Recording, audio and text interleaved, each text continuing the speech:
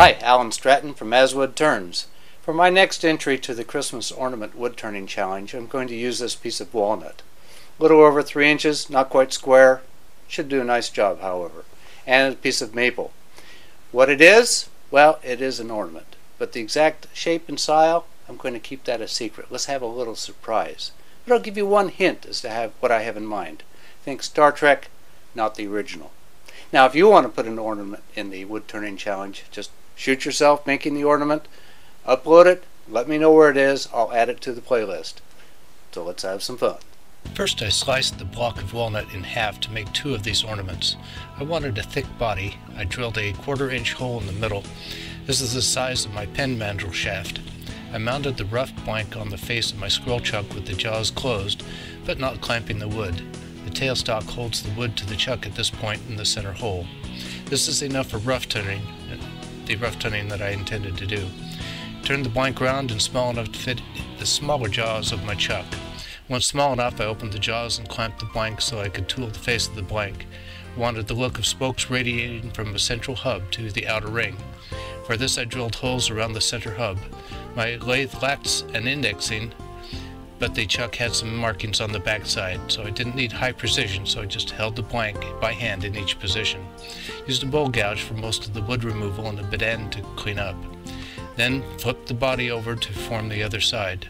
Chuck left some imprints on the perimeter of the walnut, however I figured the final turning on a pen mandrel would clean things up.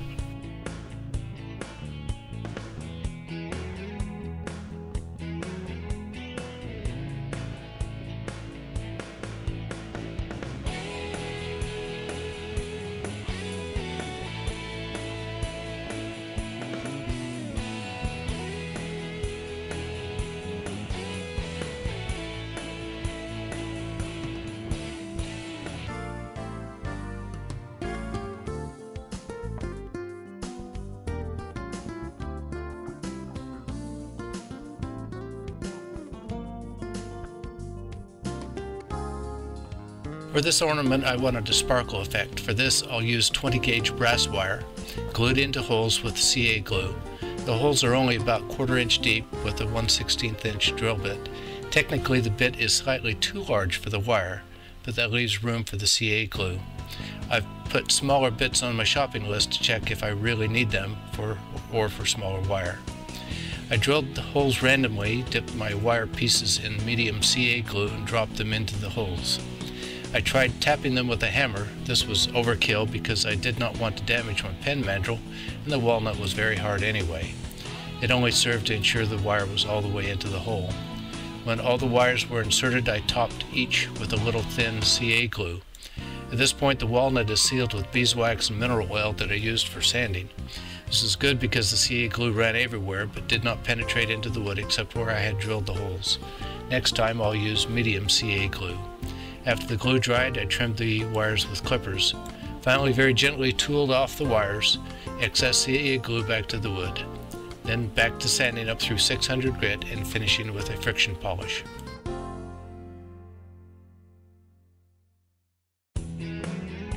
This wood is maple, about 3/4 inch square and long enough for 2 top finials and 1 bottom finial. Of course, the first task is to turn the square wood round. Even with this maple and a bowl gouge, this does not take very long. Then form a tenon to hold the finial on the scroll chuck.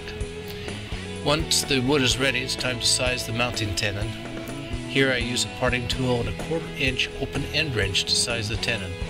This wrench is handy because the other end was 5/16 inch. I sized first with the 5/16 inch end and cut aggressively. Once that fit, I switched over to the 1/4 inch end and cut more carefully. I sanded the finial with 180, 220, 320, and 600 grits, and finished it with friction polish. Since this is a top finial intended to hang, I needed to drill a hole for the hanger, and cut off the top nub at the tailstock with a skew, sand, and finish the very top. I started to part off the finial, but realized I hadn't finished applying the friction polish. It was in the nick of time. There wasn't much left holding the finial. Finally, finished parting off the finial, and voila, 1 finial. While sanding with the 600 grit, the wood started to take on a sheen of its own, and I finished most of the finial with friction polish, Probably had I cut my blank shorter, allowing for only for the finial I was working on, it would have had less chatter and wobble in the stock.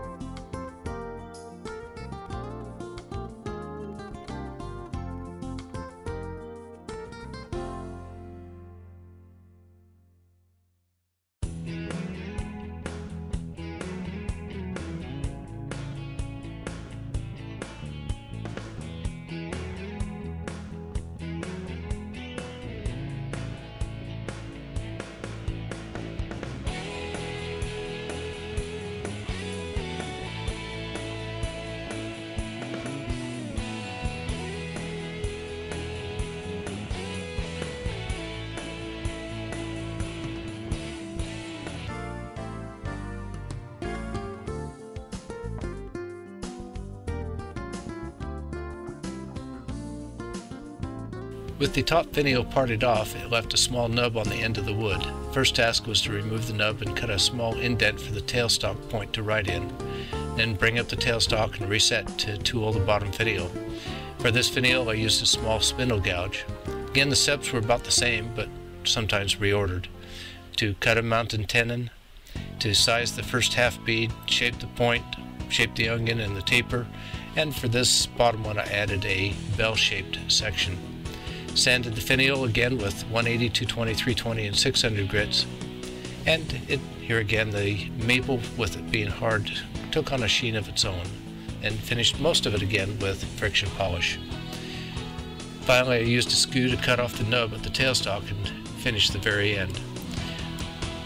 On the last bottom finial for the second ornament, I started by practicing my skew handling and wound up using the skew exclusively on the last finial.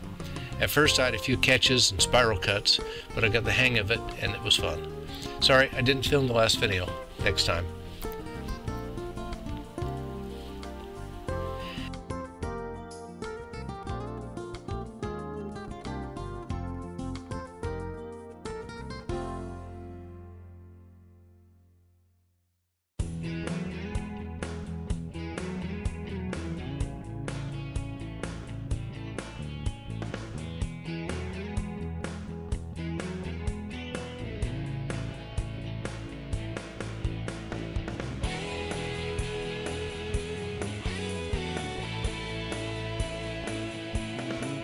Now hopefully these ornaments resemble the space station Deep Space Nine from Star Trek Deep Space Nine. It has a wide round main section with corridors back to the central hub.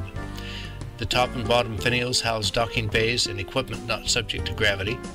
Each is about 7 inches tall and 3 inches in diameter. Please join with Carl Jacobson and myself for the Christmas Ornament Wood Turning Challenge. If you have a wood turning project you'd like me to try, please let me know. Meanwhile, please like this video and comment below the video.